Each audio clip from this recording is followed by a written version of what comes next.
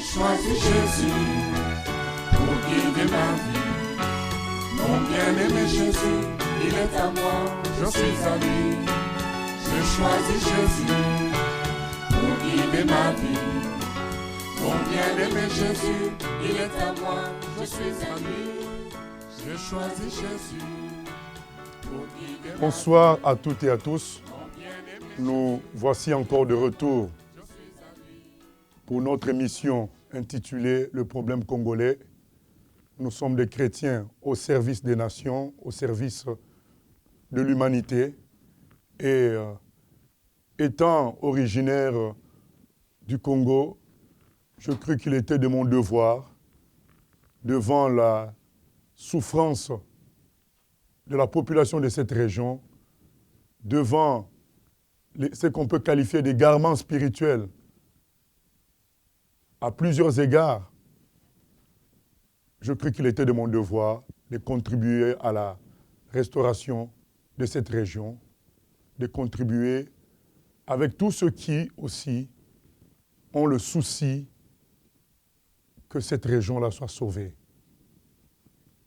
Le problème congolais, nous allons toujours le rappeler, c'est quoi? C'est une grande contradiction entre les potentialités d'une région, les potentialités des pays de l'Afrique centrale et la réalité vécue au quotidien. Des richesses énormes dans le sous-sol, au sol,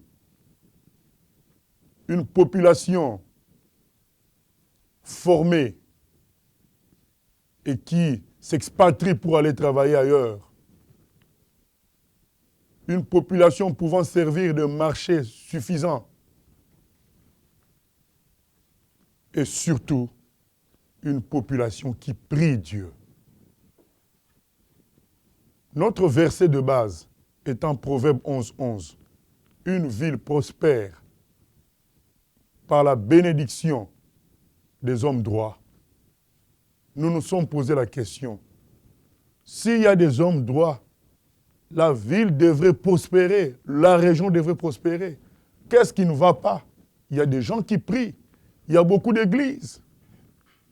Alors, qu'est-ce qui gêne la bénédiction que le Seigneur a préparée pour cette région? Parce que le Seigneur aime toute l'humanité.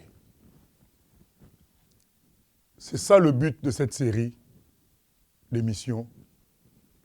Mettre en exergue, en évidence, ce que nous considérons comme des problèmes, des difficultés dans la foi des gens qui empêchent que le Seigneur agisse dans cette région. Et aujourd'hui, nous allons parler des mouvements religieux. Et nous commençons par lire le passage d'Ésaïe 29 au verset 13. Le Seigneur dit, « Quand ce peuple s'approche de moi, il m'honore de la bouche et des lèvres, mais son cœur est éloigné de moi, et la crainte qu'il a de moi n'est qu'un précepte de tradition humaine. » Voilà ce que le Seigneur dit. Quand ce peuple s'approche de moi, il m'honore que de la bouche, mais son cœur est éloigné. Aujourd'hui, le constat est clair. Il y a beaucoup d'églises, beaucoup de mouvements religieux, mais il y a la sécheresse économique, sécheresse sociale, sécheresse même spirituelle.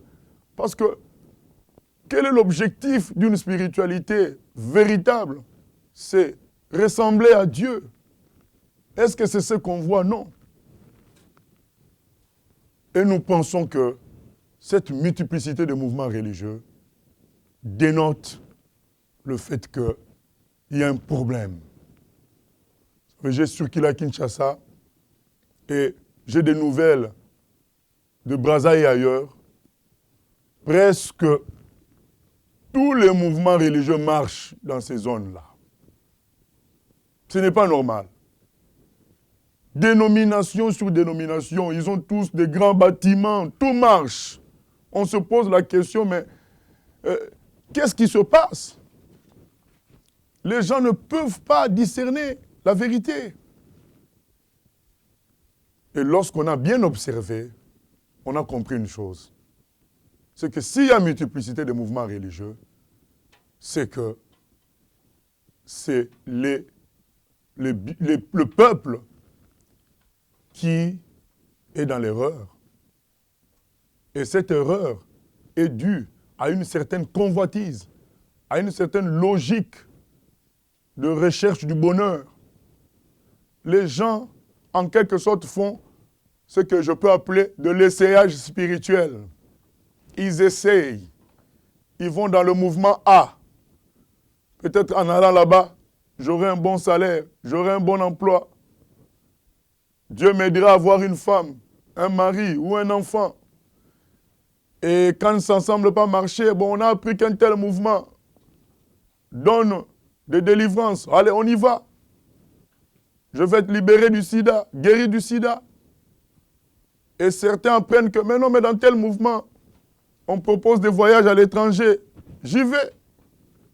Les gens font de l'essayage en fonction de leur convoitise. Ils veulent s'en sortir.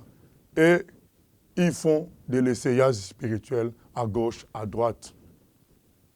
Et les faux serviteurs ont compris qu'il y avait un bon marché là. Il suffit de proposer des choses. Il suffit de présenter certaines choses et nous allons en tirer du monde. Mais si encore ça se limitait que sous la terre, ce serait une chose. Mais ce qui est grave, c'est que ces gens-là amènent une multitude de personnes en enfer. Parce que il n'y a que la vérité qui peut sauver. Le mensonge ne sauve pas. La fausseté ne sauve pas. Et il y a plusieurs systèmes qui s'installent dans le pays. Satan a trouvé son créneau à partir de la souffrance, proposer des choses par des faux mouvements, par des faux serviteurs. Et les gens viennent en masse. Tous les mouvements sont remplis de l'essayage spirituel. Et parfois, les gens qui sont de bonne foi, les gens qui sont juste, qui veulent la vérité, ne savent pas où aller, sont perdus. Mais bien aimés, il est écrit, même si ta mère t'abandonne, même si ton père t'abandonne, l'Éternel ne t'abandonnera pas. Malgré cette confusion-là, Dieu existe. Et Dieu va montrer ce qui est vrai. Nous voulons exhorter ceux qui se disent chrétiens à arrêter l'essayage spirituel. Il faut chercher Dieu de tout ton cœur. Le Seigneur a la capacité de t'assurer le ciel et s'occuper de toi sur la terre. Mais il faut une certaine détermination et un choix véritable. Qu'est-ce que toi tu ferais d'un collaborateur? Par exemple, tu es patron, tu as un collaborateur qui hésite tout le temps entre toi et quelqu'un d'autre, mais tu ne peux pas travailler avec lui. Comment Dieu peut-il travailler avec toi si en réalité, s'il voit qu'en toi, en réalité, tu es en train de chercher à gauche, à droite, dans ton cœur, tu n'es pas tranquille et tu cherches la subsistance à gauche, à droite, mais tu ne le cherches pas lui. Il est écrit dans Matthieu 6, 33, « Cherchez d'abord le royaume des cieux et vous aurez le reste par-dessus tout. » Beaucoup de gens souffrent parce qu'ils n'ont pas choisi Dieu à 100%. Quand tu choisis Dieu à 100%, tu es sûr de lui, tu persévères. Même si sur terre, tu n'es pas encore exaucé par rapport à certaines attentes, mais tu sais que tu as choisi le véritable Dieu. Vous savez, il y a un moment où Jésus a dit une phrase, il a dit qu'il fallait le manger et qu'il fallait boire son sang. Dans Jean 6, c'est écrit. Les disciples ont été scandalisés et ils l'ont quitté. Et les 12 sont restés. Jésus leur demande, et vous, pourquoi vous restez? Pourquoi vous ne partez pas?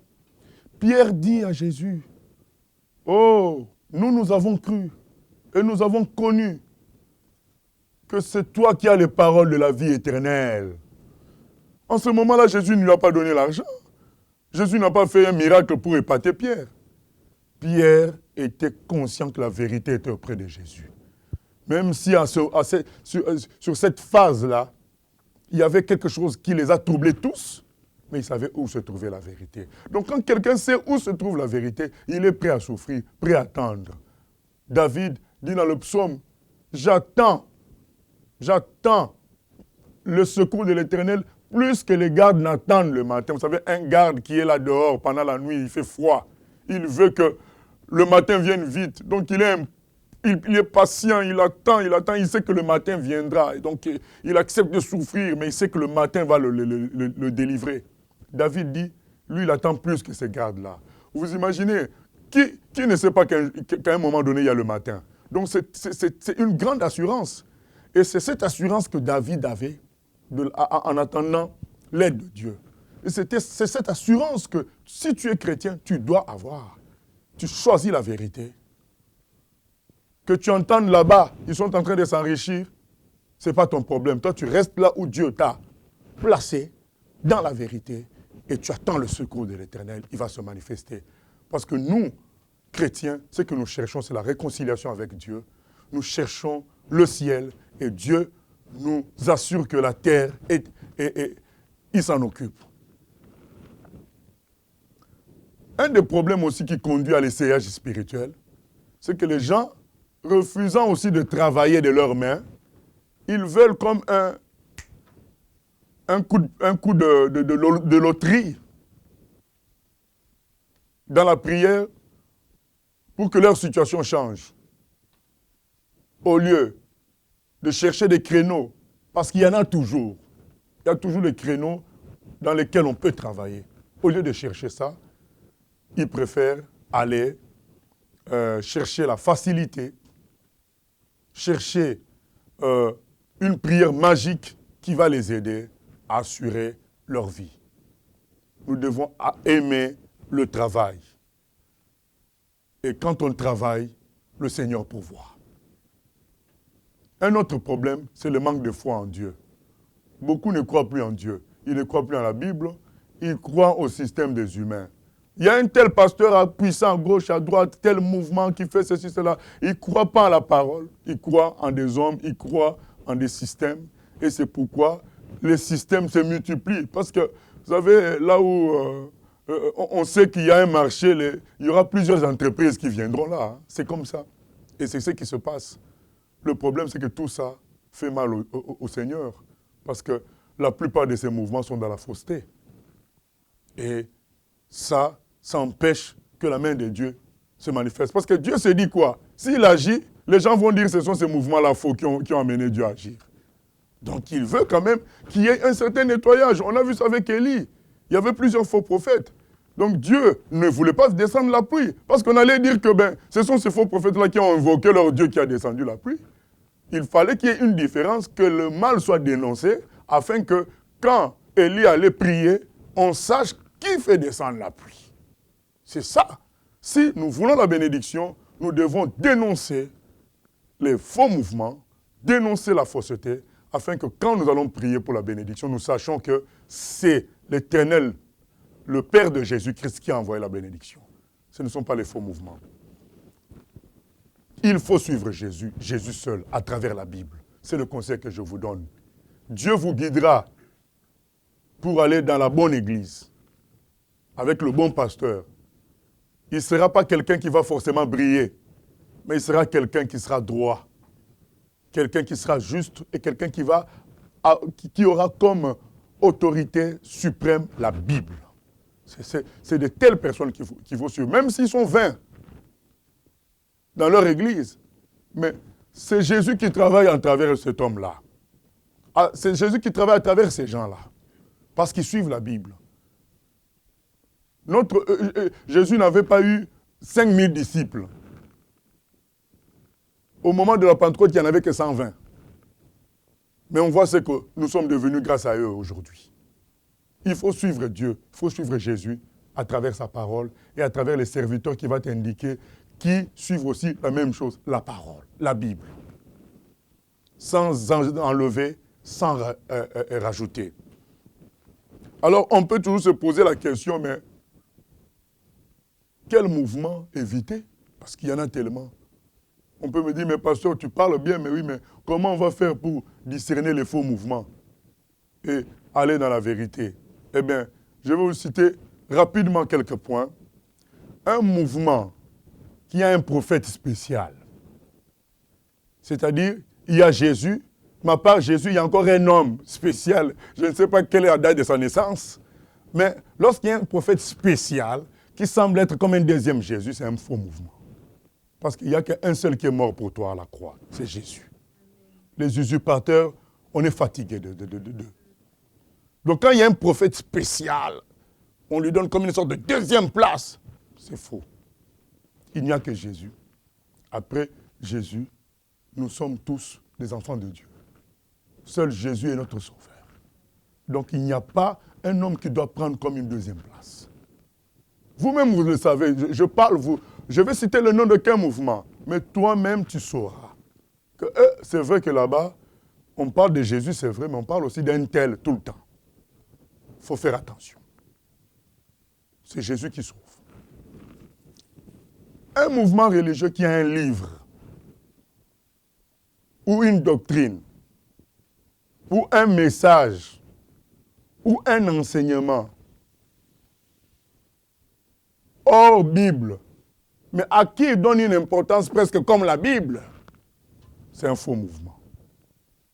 Parce qu'il n'y a que la Bible qui est la vérité, la seule autorité. Il n'y a que la Bible. Aujourd'hui, il y a même des gens qui prétendent que comme eux aussi sont apôtres, ils ont le droit d'écrire des lettres qui est la même autorité que les Pierre, les Jacques, tout ça. C'est faux. Les seuls qui ont cette autorité scripturaire, ce sont les Paul, les Jean, tout ce qu'on voit là dans la Bible. Nous, on n'a pas cette autorité scripturaire. Nous, on a, oui, on peut être apôtre, on peut être pasteur, on peut être prophète, tout ce qu'on veut. Mais en matière d'écriture, il n'y a que les écritures qui sont dans la Bible qui sont intouchables. Le reste doit être jugé en fonction de la Bible.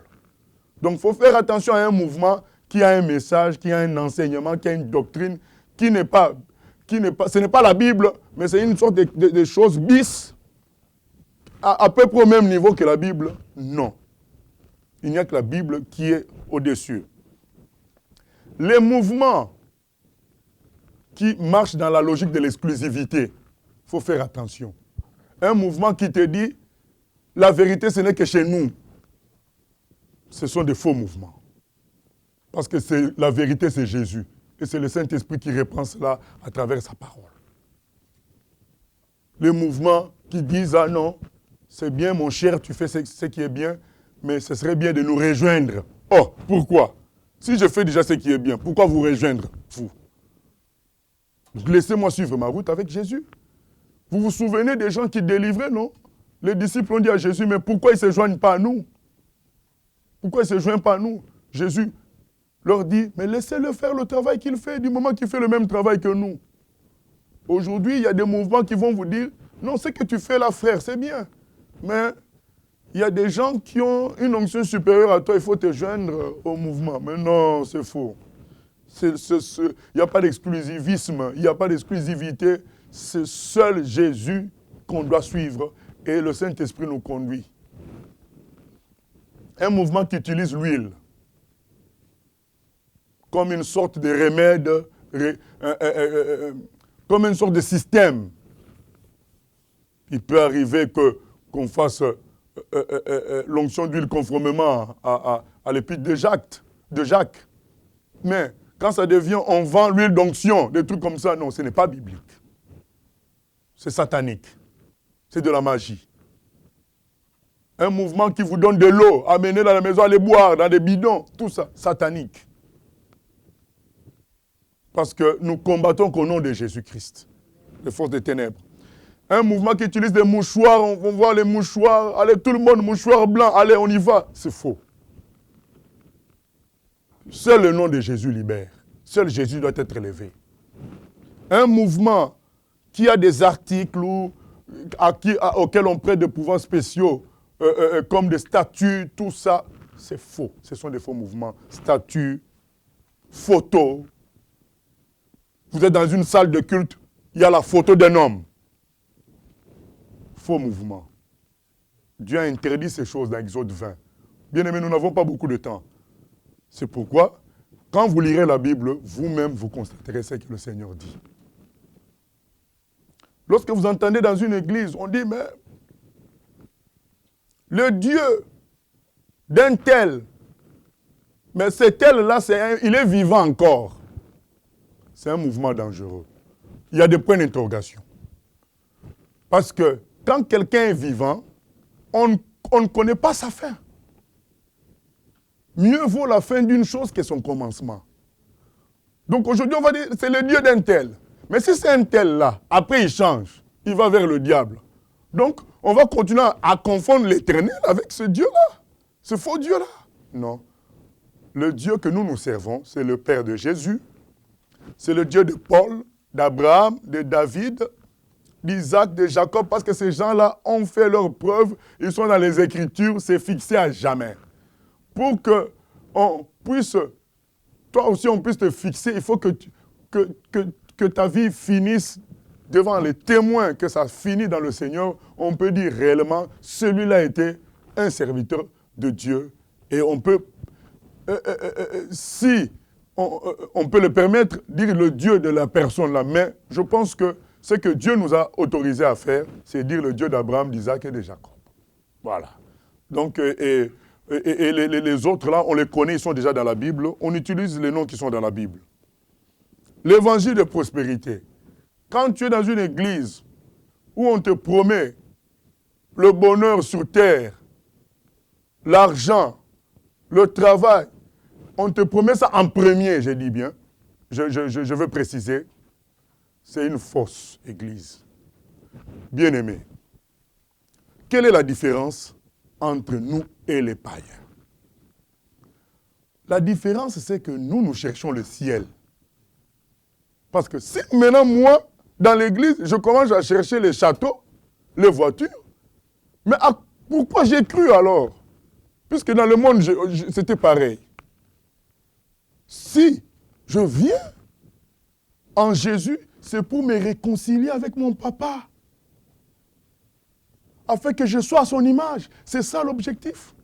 L'objectif n'est pas les choses de la terre. C'est pourquoi le Seigneur Jésus a dit, ne vous inquiétez pas de ces choses-là. Laissez les païens s'en inquiéter. Vous cherchez le royaume des cieux. Donc quand tu es dans un mouvement, tout le temps on te dit, voilà, parce que vous ne faites pas telle chose, c'est pourquoi vous ratez les bénédictions. Non, tout le temps pas de bénédictions, mais c'est des bénédictions terrestres. Oh là là, mais c'est comme les païens. Où est la différence? C'est les païens qui cherchent ça. Nous cherchons la nature divine. La nature de Dieu. Et nous savons que quand nous avons cette nature-là, la gloire de Dieu se manifeste. Il s'occupe du terrestre. On n'a même pas à s'inquiéter. Lui-même, il est là, il s'occupe. Revenons à la vérité. Il est écrit dans Jean 14, 6. C'est le Seigneur Jésus qui parle. Je suis le chemin, la vérité et la vie. Nul ne peut aller au Père que par moi. Sortez des mouvements religieux là, faux, pour vous laissez guider par le Saint-Esprit dans des églises de vérité qui sont basées que sur la Bible et que le Saint-Esprit conduit. Dans des églises où si tu as quelque chose à reprocher aux autorités, tu peux leur parler et vous en discuter tranquillement. On ne vous lance pas des malédictions parce que vous voulez corriger quelque chose, vous voulez dire un mot. Non. Après, on est des frères et sœurs. On peut discuter, on peut s'écouter. Les églises où il y a comme une sorte de personne là assise sur son trône. Ce n'est pas normal. C'est un petit détail, mais je le dis quand même. Quand on voit des fauteuils grands comme ça, comme des trônes, il y a un pasteur assis sur son trône là, bien-aimé. Est-ce que c'est toi qui es mort pour les gens, pasteur? Réveille-toi et arrêtez ces choses-là. Les Paul n'étaient pas assis sur des trônes dans des salles de culte. Les Jacques, les Pierre. Que Dieu nous bénisse. Réveillons-nous. Quittons les faux mouvements. Avec trop d'ismes. Et allons vers Jésus-Christ, le véritable sauveur. Nous laissons la place aux questions on a des invités. Peut-être certaines choses que je n'ai pas pu dire pendant mon intervention, je pourrais les dire à travers les questions. Première question, oui. Oui, merci pasteur de m'avoir accordé la parole. Ça fait un moment que je vous suis dans vos émissions. Et la question qui me vient à l'esprit, puisque nous parlons dans ce thème d'aujourd'hui de la prolifération des mouvements religieux. Et je voudrais savoir, est-ce que cette prolifération des mouvements religieux serait-il un signe que le peuple sont vraiment à la recherche de Dieu, ou est-ce que ce serait un manque de discernement spirituel qui pousse ces peuples à aller là où ils entendent parler de soi-disant miracles? Voilà, je répondrai de la manière suivante.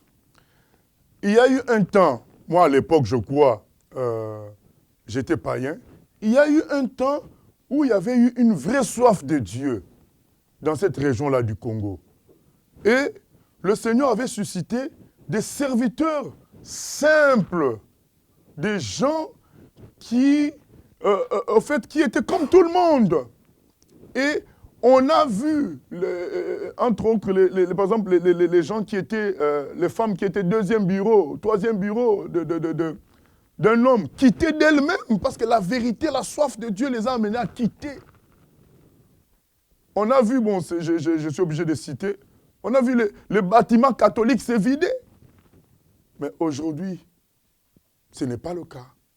Depuis l'arrivée des grands bishops, des gens qui se prétendaient des grands pasteurs, donc qui ont fait un système comme s'ils étaient devenus des présidents, le vrai réveil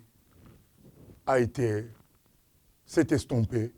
Nous nous retrouvons avec un système de promesses de bénédiction. Et les autres, en échange, doivent payer. Nous nous retrouvons avec un système où, avec le mélange avec la souffrance, les gens, finalement, vont pour leur satisfaction personnelle. Ils cherchent quelque chose et ils croient les trouver dans les églises. Le vrai réveil où on avait vraiment la soif de Dieu, où un chrétien suscitait le respect de la part des autres, même si un respect avec colère, mais c'est quand même le respect. Nous, on était païens, on n'aimait pas les chrétiens, mais on les respectait dans le cœur. Tu sais que, celui-là a choisi la bonne voie. Mais aujourd'hui, c'est le mélange total. Et c'est cette confusion-là qui empêche le Seigneur d'agir. J'ai une deuxième question à poser, justement, en parlant de discernement spirituel, comme je l'ai dit tout à l'heure. Parce que nous voyons qu'aujourd'hui, le peuple des deux Congos manque un peu de discernement spirituel. Pourquoi? Parce qu'il suffit seulement qu'ils entendent parler d'un faiseur de miracles quelque part, ils y vont. Et nous voyons, la Bible nous montre aussi qu'il y a eu des magiciens, comme Simon le magicien dans l'acte 8, dont parle notre bien-aimé Paul. Lui, il faisait aussi des miracles. Et il attirait à lui beaucoup de gens.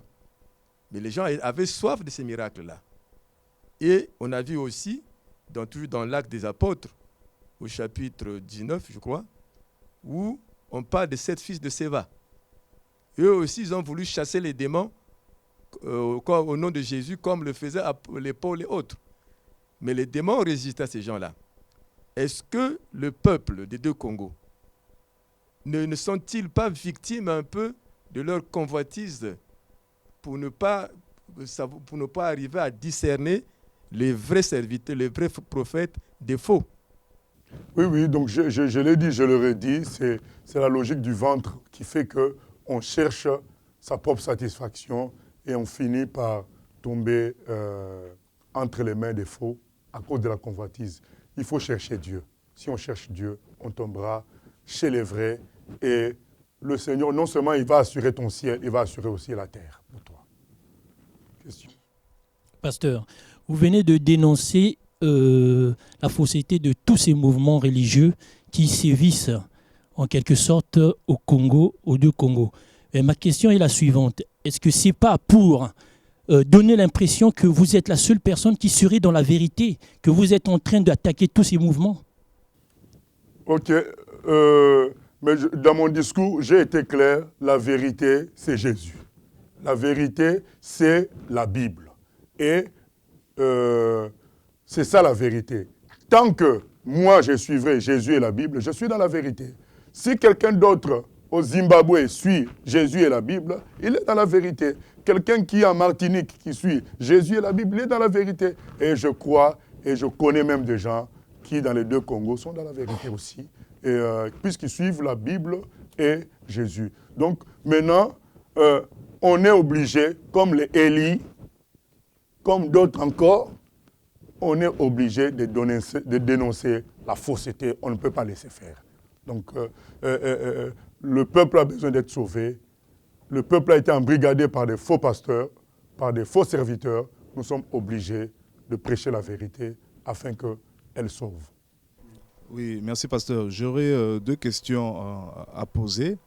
La première est la suivante. Dans le cas de figure que vous nous avez présenté, finalement, qui est fautif?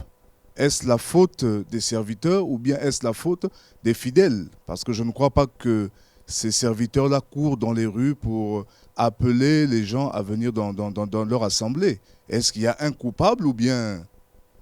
Alors, la faute revient aux deux parties.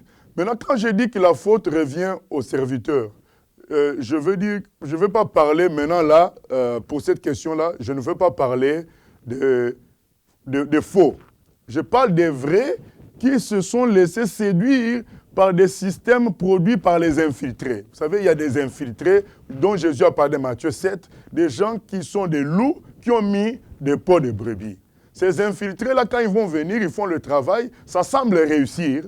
Maintenant, un vrai, lui, il fait le travail, ça ne semble pas marcher. Il se dit, mais tiens, celui-là, ça a réussi. Comment il a réussi? Et toi qui es vrai, tu vas copier les méthodes d'un homme au lieu de continuer à suivre ton Seigneur. Bien-aimé, Dieu ne nous appelle pas à remplir les salles, il nous appelle à sauver les âmes. Alors toi, tu cherches les méthodes humaines. J'avais même entendu parler d'un pasteur qui, lui, dans leur mouvement, il recevait un salaire. Il disait, mais voilà, mes voisins pasteurs, lui, il a 2 voitures, 3 voitures, moi, je n'ai rien du tout, moi, j'ai que ceci. Mais bien-aimé, tu n'es pas pasteur pour avoir des voitures, tu es pasteur pour être fidèle à Jésus-Christ. Est-ce que Paul, il était dans les prisons, il a regretté les voitures? Non. Donc, c'est que mon souci, ma souffrance, c'est les vrais, surtout les jeunes, qui se laissent séduire par les infiltrés, qui semblent avoir réussi alors que c'est des gens qui utilisent la magie, qui utilisent beaucoup de choses. Ils sont là pour égarer le vrai peuple de Dieu.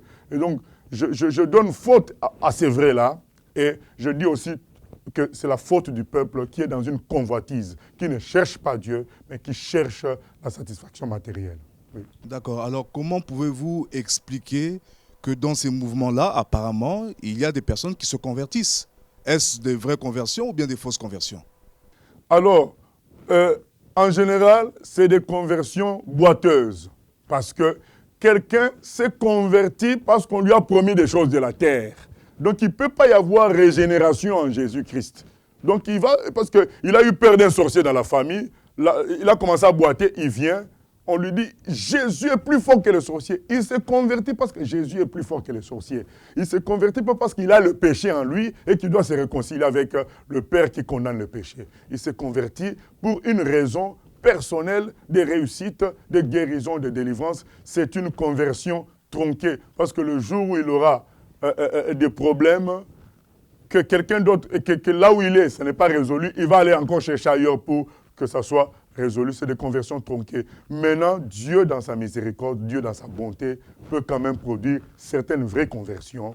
Et ça, c'est quelque chose qu'on ne peut pas gérer. Voilà, excusez-moi de prendre la parole encore, pasteur. Pour finir, j'ai entendu des témoignages de personnes qui étaient dans des mouvements un peu compliqués, mais qui avaient peur de sortir. Donc, pour eux, c'était l'église dans laquelle ils se sont convertis, et ils ne se voyaient pas aller ailleurs. Donc, quel conseil donner à tous ces gens-là qui sont oppressés, qui ont peur tout simplement de quitter ces mouvements? Voilà, il y a des gens qui ont peur de la malédiction, surtout ceux qui travaillent un peu, des collaborateurs, des autorités, les autorités les plus élevées. Ils ont peur, si je quitte, on va me maudire, ou bien ou bien autre chose, mais il y en a aussi qui ont été piqués par le venin de l'orgueil. Vous êtes dans un endroit où on vous dit tout le temps, chaque jour, que c'est vous les meilleurs. Tu finis par croire que tu fais partie des meilleurs, et même quand tu vois que ça ne va pas, il y a des erreurs, il y a des bêtises, tu te dis, bon, on est les meilleurs. Donc, inconsciemment, il y a une formule en toi qui circule. Vous êtes les meilleurs, si tu vas ailleurs, tu vas baisser de niveau. Là, vous êtes 500, tu vas aller dans une église de 20. Là, vous êtes 2000, 3000, tu vas aller dans une église, et surtout quand tu es déjà diacre. Tu étais diacre dans une église de 2000 personnes, on quitté pour être un chrétien simple dans une église de 40 personnes, tu ne veux pas. Donc, est-ce que tu suis Jésus ou tu suis quoi? Donc, il faut qu'en ce moment-là, être libéré du virus de l'orgueil que communiquent ces gens-là dans leur prédication. Vous êtes dans la bonne église, votre pasteur est le plus fort. Tout ça, c'est faux. C'est Jésus seul qui est le plus fort. Parce que tout le reste va se retrouver au tombeau un jour. Jésus seul est ressuscité. Voilà. Bonjour, pasteur. Alors, face à ce fléau que vous avez bien expliqué, je me suis posé une question. Que faire lorsqu'on n'a pas la bonne église? Que faire lorsque on n'a pas ou on ne trouve pas la bonne église? Parce que ce problème-là peut être posé, ça nous a été posé. Moi, quand je suis venu en France, je me suis retrouvé dans ces conditions-là où j'étais dans une église à ferme, une autre encore ça ferme. Et donc, vous circulez, vous entendez toutes sortes de mauvaises nouvelles. Et on se dit, mais que faire? Et j'ai prié le Seigneur. Et un jour, j'ouvre la Bible, je tombe sur Jérémie 3, 15 à 16 qui dit « Je vous donnerai des bergers qui vont vous paître avec discernement et sagesse. » Je me suis dit, bon, donc Dieu a toujours en réserve de bons bergers. Ils existent, il me les montrera et il fera en sorte que je les rencontre. Alors, qu'est-ce qu'il faut faire? Dans un premier temps, prier le Seigneur. Vaut mieux prier encore à 4 à 5 et autour de la Bible. Avec l'aide de Dieu, il y a des sites internet avec de vraies prédications, il y a de bons livres, il y a des gens qui peuvent donner de bons conseils. Donc, on travaille à 4, à 5, à 10 ou à 15, le temps que le Seigneur nous fasse montrer un berger véritable qui est à lui, qu'on puisse suivre. La règle dans tout ça, c'est la foi en Dieu. Dieu m'a promis des bergers qui vont me paître avec sagesse. Ils existent, il me les enverra au bon moment. Moi, j'attends. Entre-temps, je ne me laisse pas aller. Je continue à prier. Je continue à méditer avec 2 ou 3 personnes. Ou bien visiter des églises pour trouver celle que le Seigneur a prévue pour moi. Et le Seigneur est fidèle. Donc la règle, c'est compter sur Dieu et Dieu agira. Voilà. Question?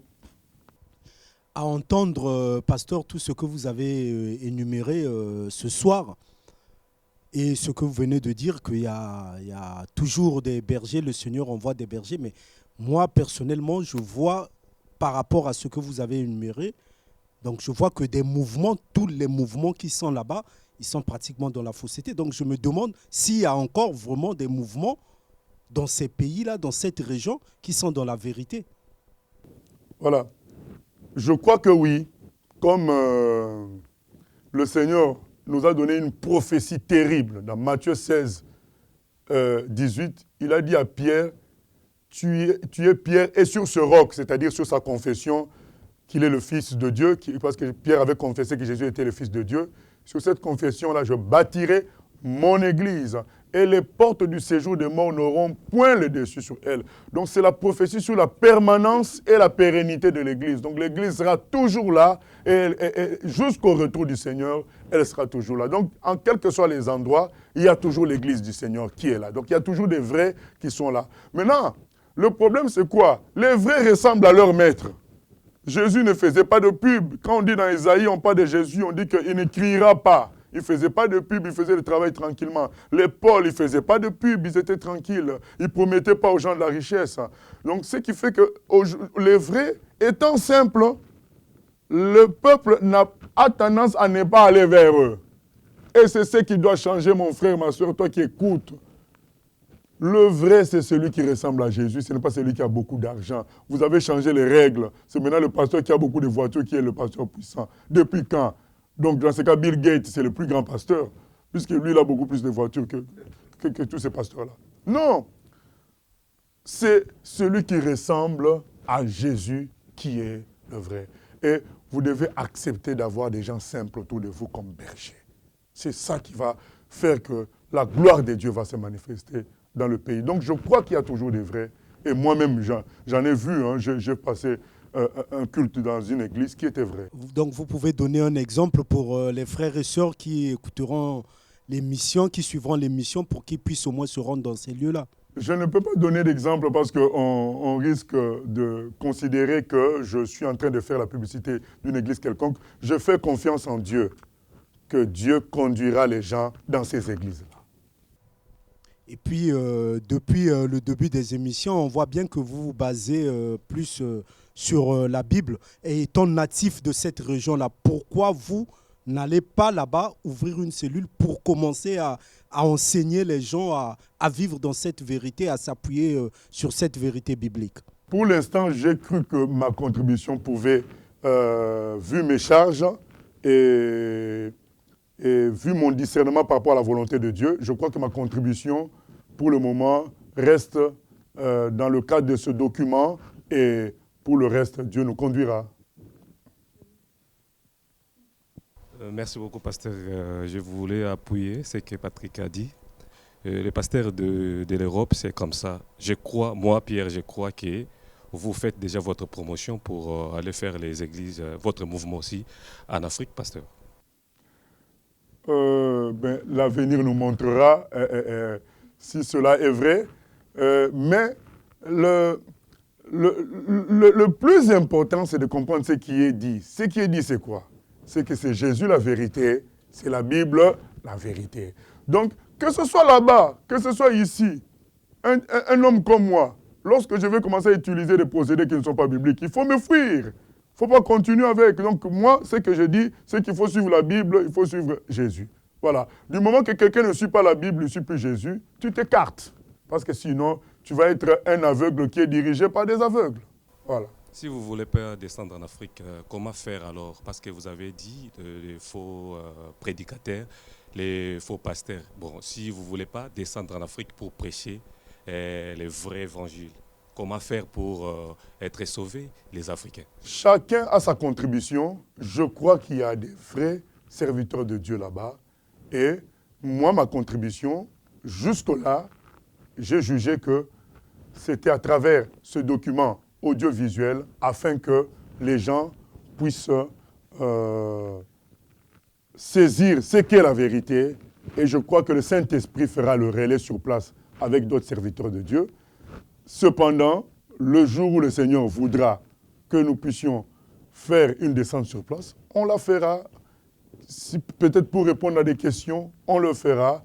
Et le Seigneur pilote toutes choses. On se soumet à lui. Oui, pasteur. Donc, j'ai entendu toutes les questions que les gens ont posées ici. Je voulais savoir, est-ce que un mouvement peut être conduit par le peuple? Parce qu'il y a des pasteurs peut-être qui ont bien commencé. Et comme la Bible le dit que les présents, les cadeaux, corrompent les paroles des sages, est-ce que le peuple, par la convoitise, en voulant corrompre ou bien donner des cadeaux aux pasteurs pour recevoir ce qu'ils attendaient, n'ont pas dévié vraiment le pasteur pour l'emmener dans un autre chemin? C'est possible que certaines personnes, à travers leur agissement, conduisent des pasteurs à dévier, notamment à travers les cadeaux et des suggestions. Donc on te suggère des choses. On dit, pasteur, est-ce que tu n'as pas une parole pour moi? Pasteur, mais quand je dormais, Dieu m'a montré que tu étais comme un géant à 4 mètres. Bon, toi, tu entends tous des trucs comme ça, des choses comme ça. Finalement, l'orgueil commence à monter. Tu commences à te croire comme un homme spécial. Or, il n'y a que Jésus qui est spécial. Et c'est lui qui agit en nous des instruments inutiles, mais qui devenons utiles par lui. Et donc, c'est des pièges, effectivement, que nous, les serviteurs de Dieu, nous devons faire attention à ces pièges-là. Sinon, ça commence par là. Et parfois, il y a même des infiltrés que le diable envoie pour nous entraîner dans la déviation petit à petit. Je voudrais revenir sur un point que vous avez en fait cité tout à l'heure, que en fait les vrais pasteurs sont simples et que le peuple n'est pas attiré par cette simplicité. Mais qu'est-ce qui fait que justement on n'est plus attiré par les pasteurs simples, les pasteurs qui ont la nature du Seigneur, et on est plus attiré par ceux qui brillent, enfin, selon nous?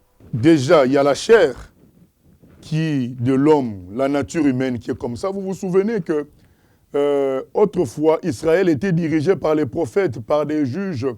Et c'était des gens qui étaient, plus ou moins des bergers, comme Moïse. C'était des gens qui n'avaient pas une vie de roi, voilà, une cour.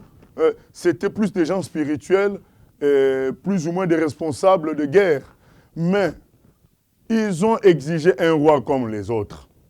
Pourquoi? Parce que les autres rois avaient des beaux habits, avaient des cortèges qui les suivaient. Et Dieu a dit à Samuel, Samuel, ce n'est pas toi qui le rejette, c'est moi qui le rejette. Donc, en quelque sorte, le fait de vouloir ce genre de pasteur, c'est rejeter Dieu et faire de ces gens-là des dieux. C'est dans la nature humaine et c'est ça qui est malheureux. Il faut revenir à la simplicité. Et Jésus a été le Fils de Dieu, très simple, qui a vécu sans maison, qui a vécu au milieu des gens. Et aujourd'hui, ce n'est plus le cas. Et c'est ce qui fait que les gens se perdent. Donc c'est une exhortation aussi au peuple, revenez à ce qui est vrai. Et Dieu vous enverra aussi quelque part des serviteurs qui sont dans le vrai. Oui, pasteur, tout à l'heure, il y a eu une question pour dire que les présents ont corrompu ces pasteurs-là, puisqu'il y en a qui ont sûrement dévié parce qu'ils ont eu des propositions, des suggestions.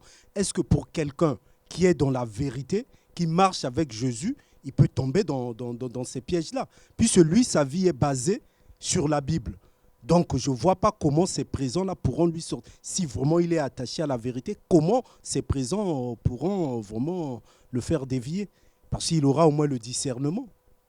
Oui, on peut avoir le discernement et après prendre la décision parce qu'on n'a pas écouté Dieu au bon moment. À un certain moment, on prend la décision de suivre la corruption. C'est-à-dire, on peut être vrai, mais par manque d'écoute, d'obéissance, finalement tomber dans le péché comme Saül l'a été.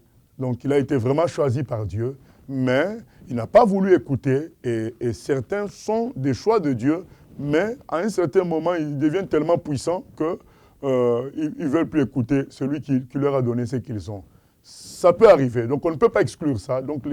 D'ailleurs, c'est l'avertissement qu'il faut faire à tous ceux qui sont de la vérité. Tu es de la vérité, adopte les méthodes de la vérité. Ne cherche pas à côtoyer très près le mal, croyant que tu vas t'en sortir. Non.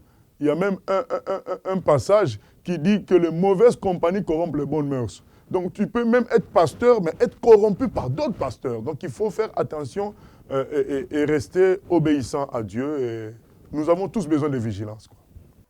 Oui, j'avais une question à vous poser en fait. C'est pour rebondir sur un point dont vous avez parlé tout à l'heure, concernant l'ancienne époque, où il semblait avoir un vrai réveil. Ma question, c'est de savoir, à cette époque-là, la situation économique du pays n'était pas la même que celle d'aujourd'hui. Est-ce qu'il n'y aurait pas une relation de cause à effet, justement, qui fait que ce peuple-là, maintenant, en fait, a faim, tout simplement, et qui recherche peut-être Dieu, justement, par tous les moyens, et puis et il teste, il essaie de voir, il peut trouver son compte un petit peu. À cette époque-là, la situation économique n'était pas la même dans le sens de la... Si on dit 50 aujourd'hui, on peut dire 40. Voilà. Mais c'était déjà une situation quand même de galère, de souffrance. D'ailleurs, nous, à l'époque, on a été conduits à quitter le pays d'une certaine manière. Donc, il y avait toujours une baisse de de revenus, une baisse de la qualité de vie. Donc elle était graduelle et elle ne s'arrêtait pas. Donc il y avait quand même une certaine souffrance. Et à l'époque, il a commencé à voir ces grands pasteurs-là,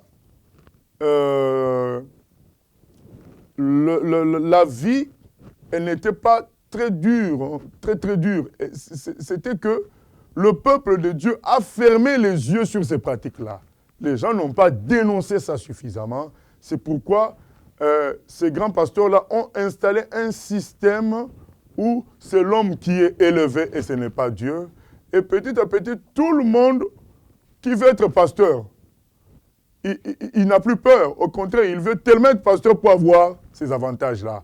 Alors qu'avant, être pasteur, cela supposait des sacrifices, cela supposait que tu pardonnes, que tu aimes les gens, que tu t'humilies. Aujourd'hui, être pasteur, c'est avoir un titre honorifique et tout le monde veut être pasteur. C'est ce système-là. Après, il y a connexion avec la souffrance, mais je crois quand même que c'est le système de prospérité que l'on retrouve par ailleurs aux États-Unis alors que c'est un pays riche. Donc c'est ce système-là des grands pasteurs et de la prospérité qui a détruit l'œuvre spirituelle du Seigneur, quoi. Mais à savoir que la vraie Église est toujours là. Parce que Matthieu 16, 18 est clair. Donc si je comprends bien, en fait, on colle bien à notre époque, c'est-à-dire qu'on est dans une forme de consommation. On est dans la consommation, donc je consomme la prédication du pasteur, j'espère une bénédiction en retour. Voilà. Donc c'est comme ça que ça se passe. Au lieu de chercher Dieu, comme Ésaïe 29 le dit, ils m'honorent de la bouche, mais leur cœur est éloigné de moi. Ils ont d'autres objectifs. Et j'ai une dernière question. Je voulais savoir si vous pouviez nous donner la référence biblique disant que les apôtres, en fait, sont les seuls à avoir la légitimité. Dans Apocalypse, puisqu'on n'a plus le temps, donc c'est la dernière question, Apocalypse 21, 14, il est écrit ceci. La muraille de la ville, c'est-à-dire la Nouvelle Jérusalem, avait 12 fondements et sur eux les 12 noms des 12 apôtres de l'agneau. Or, quand nous lisons le même livre d'Apocalypse, nous nous rendons compte que quand on parle de la Nouvelle Jérusalem, on parle de la Jérusalem céleste, on l'appelle l'épouse. Or, il n'y a que l'Église qu'on appelle l'épouse aussi de Jésus. Donc, l'Église est symbolisée en même temps par la Nouvelle Jérusalem. Or, les fondations dont on vient de parler, c'est les 12 apôtres. Donc, ce sont ces 12 apôtres qui ont reçu une autorité comme d'englober, d'entourer l'Église. Et lorsque nous lisons, maintenant certains vont dire, mais il y a Paul, mais il n'était pas parmi les 12 mais Paul a reçu cette autorité-là d'une manière scripturaire. Lorsque nous lisons les épîtres de Pierre, Pierre dit, il parle de Paul d'une manière positive. Il dit que ces choses que Paul écrit avec la sagesse que Dieu lui a donnée. Donc Pierre valide ce que Paul a fait et il lui avait donné même la main d'association avec les autres. Et en ce qui concerne Marc, Luc, ce sont des gens qui ont accompagné les apôtres et donc nous leur faisons confiance puisqu'ils ont reçu ce que les apôtres leur ont dit. Donc à partir d'Apocalypse 21, 14, nous croyons que c'est fermé. Le cercle de fondation est fermé aux 12 et nous pouvons être apôtres, prophètes, tout ce qu'on veut, mais nous n'avons plus à avoir des écritures scellées, des écritures avec le cachet de l'infaillibilité. Il n'y a que ces gens-là qui ont ce cachet-là. Il y a d'autres témoignages que je peux rajouter, mais ça serait une étude carrément sur la Bible. Donc, quand le temps viendra, on en parlera. Mais de toute manière, aujourd'hui, si on disait, tout apôtre a ce droit-là, mais ça sera la confusion, vous imaginez. Déjà, quand on parle de ces mouvements religieux-là, chaque mouvement religieux a son prophète spécial. Mais on va suivre quel prophète spécial? Il y a au moins 10 grands mouvements religieux qui ont des prophètes spéciaux. À chaque fois, ils disent qu'après Jésus, c'est lui, ou bien il est presque comme Jésus. Mais on va suivre qui? Donc, il faut donc, c'est beaucoup plus simple de suivre Jésus, mes bien-aimés. Voilà. Revenons à la vérité, revenons à l'Évangile. La Bible, c'est la vérité, que personne ne vous trompe. Voilà, nous nous arrêtons là et nous nous retrouvons très prochainement pour la prochaine émission. Que Dieu vous bénisse. J'ai choisi Jésus pour guider ma vie. Mon bien-aimé Jésus, il est à moi, je suis à lui. Je choisis Jésus pour guider ma vie. Mon bien-aimé Jésus, il est à moi, je suis à lui. Je choisis Jésus pour guider ma vie. Mon bien-aimé Jésus.